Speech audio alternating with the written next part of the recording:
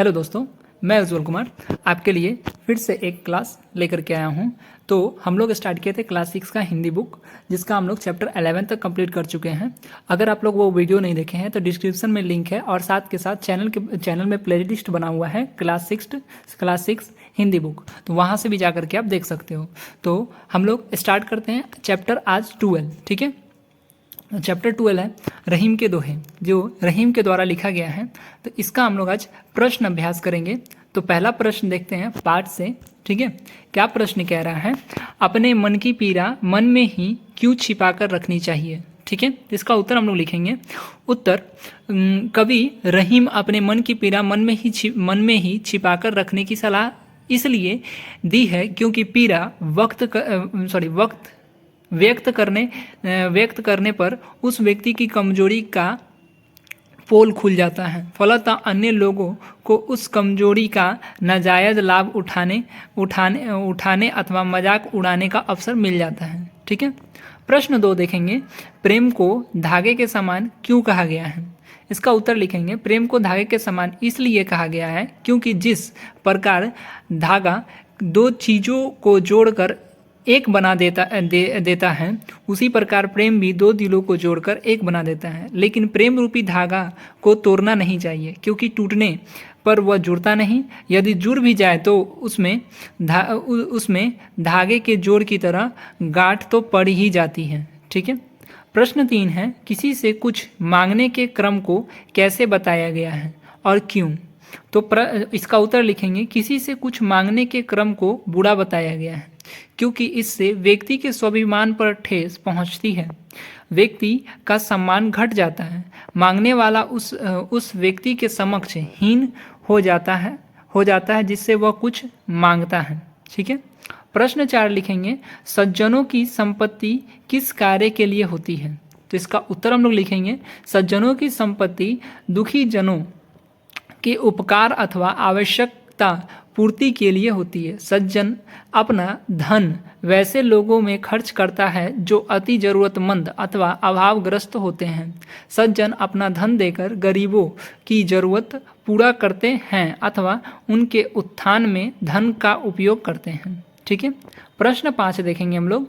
रहीम के कुछ सूक्तियाँ नीचे दी गई है। पाठ के आधार पर उन उदाहरणों को लिखिए जो उन सूक्तियों के प्रमाण स्वरूप दिए गए हैं। इसका हम लोग देखते हैं। क में, अच्छे लोगों पर बुरे लोगों की संगति का बुरा प्रभाव नहीं पड़ता है, ठीक है। फिर ख में, भले लोग परोपकार के कार्य पर खर्च करते हैं। ग में, हमें बड़े छोटे सभी का सम्मान करना चाहिए। घ में, दूसरों का भला करने वालों का अपने आप भला हो जाता है। अंग में लिखेंगे, हमें किसी कार्य के लिए अत्यधिक व्याकुल नहीं होना चाहिए। उत्तर लिखेंगे इसका, जो रहीम उत्तम प्राकृत होगा यहाँ पे, प्राकृति का करी सकल कुसांग, चंदन विश्व व्याप्त नहीं लिपटे रहे भुजांग, ठीक है।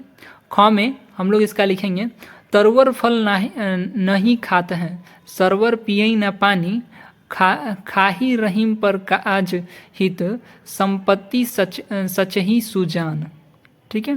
ग में लिखेंगे, रहीम देखिसेन को लघु न दीजो डारी, जहाँ काम आवे सुई कहाँ करे तलवारी, ठीक है, तरवारी। ग में लिखेंगे, यो रहीम सुख होत हैं उपकारी के संग, बंटवारे को लगे ज्यों मेहंदी का रंग, ठीक है।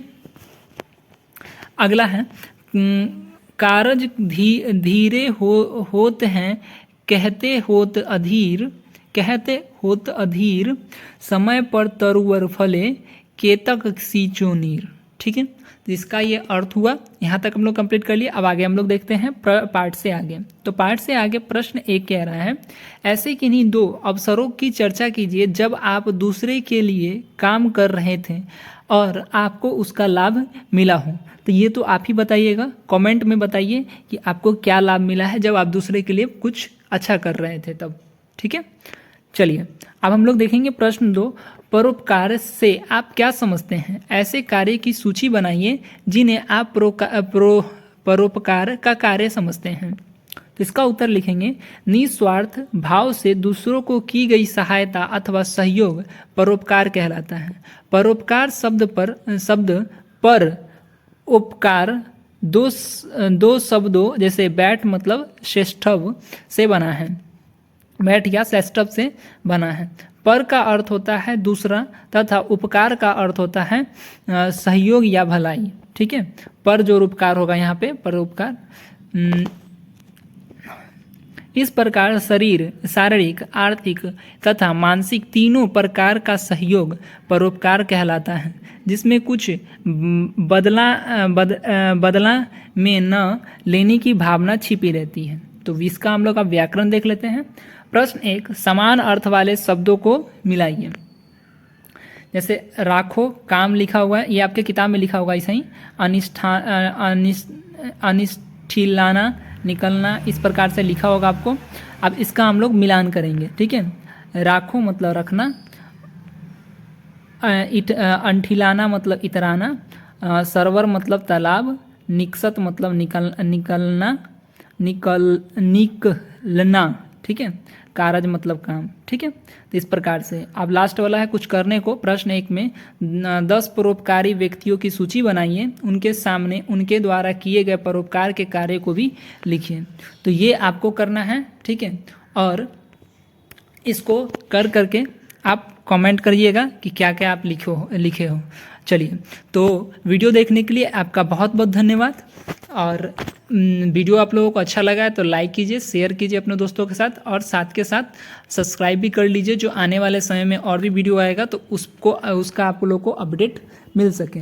और पीछे वाला वीडियो आप लोग नहीं देखे हैं तो डिस्क्रिप्शन में लिंक है, साथ के साथ आपको चैनल के प्लेलिस्ट में भी मिल जाएगा, वहाँ से आप जा कर के देख सकते हो। Thank you.